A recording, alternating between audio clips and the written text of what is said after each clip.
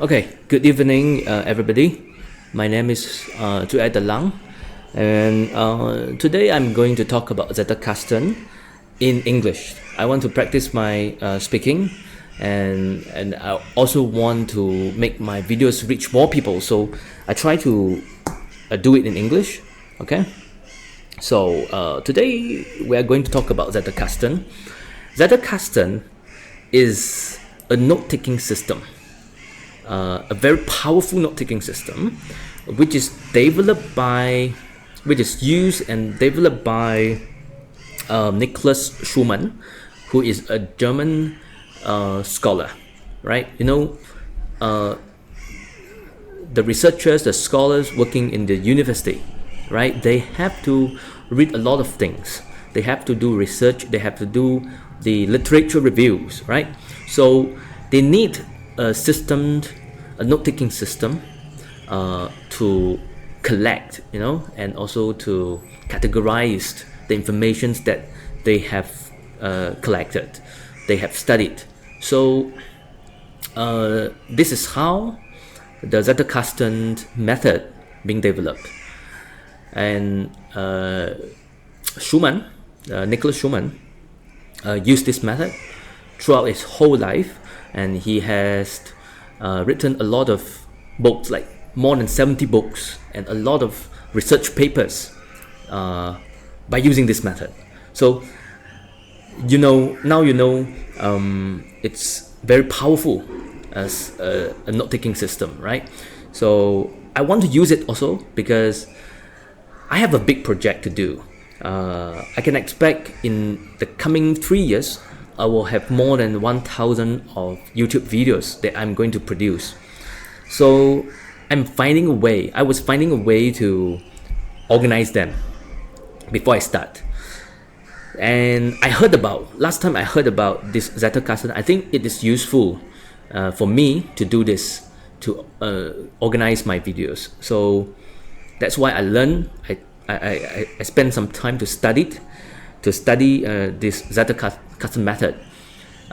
So today I'm going to tell you how to apply it. If you think it is useful, and it is really useful, I really suggest. I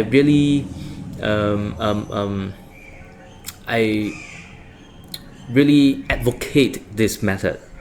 Everybody should use because this is so useful, right? Okay. So today is about how to apply this. We start from defining the name. Okay, what is meant by Zettelkasten? Zettel means card, and Kasten means box. So it means cut, box method, right? Okay.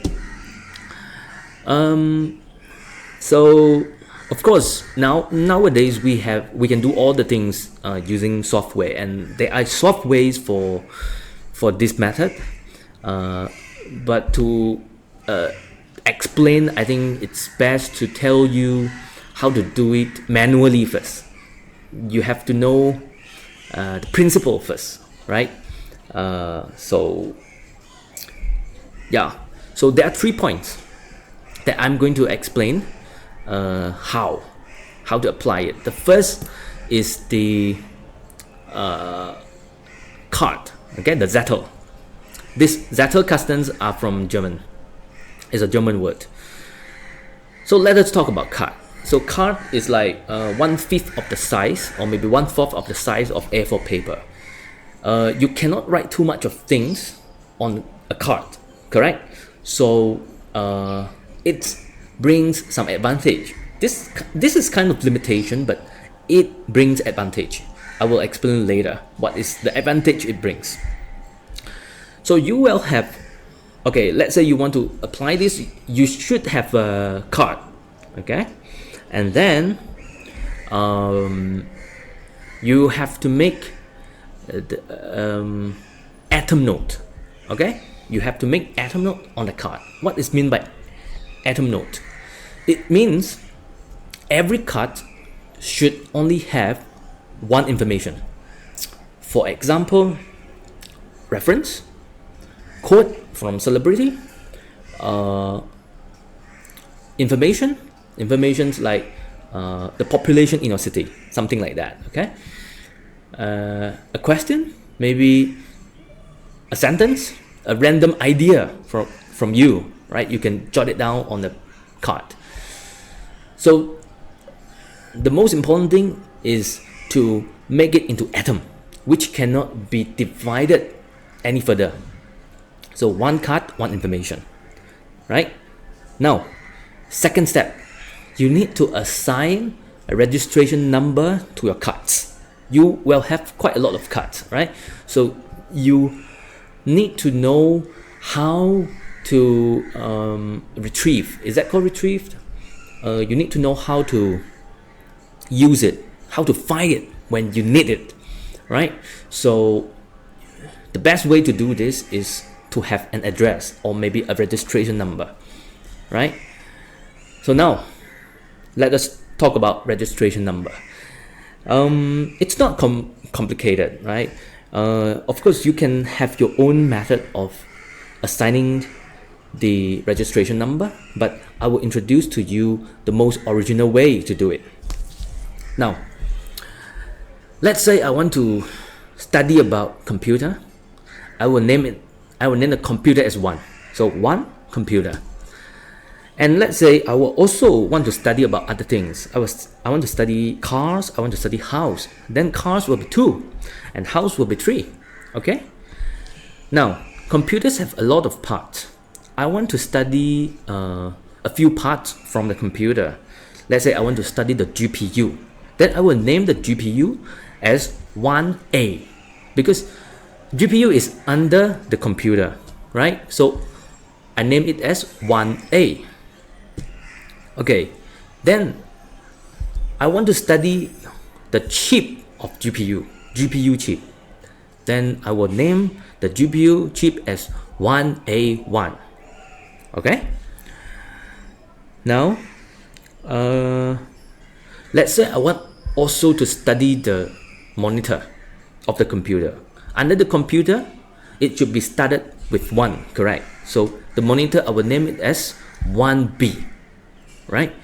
And then inside the monitor, I mean, from the outside you can see that the monitor has a screen, has a few buttons, right? So I want to study about the monitor buttons, right?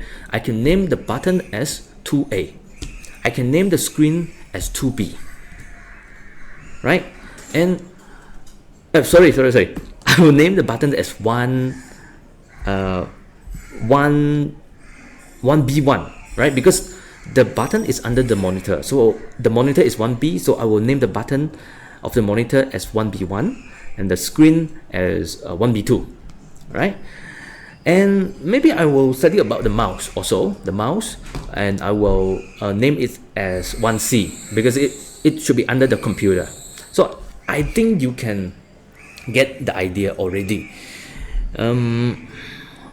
You have to name your registration. You have to assign the registration number in this format because I think it is the easiest way to name it like this. You have 1A1 and then 1A, 1B, 2, something like that. So it's a combination of the number and alphabet.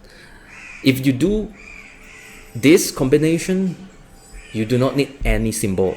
You do not need the full stop. You do not need the dot. You do not need the comma, right? So this is the most original way the Schumann used to name his card. Okay, so I hope you can get the idea. Now, the third step, to apply the Zettelkasten method is to do the index card. So everything is written on cards, right? So occasionally you might have some idea, or maybe you want to sort out things. You can use a card, right? You make a new card, right? And that will be called as index card because you will relate things. We will relate things to make new things.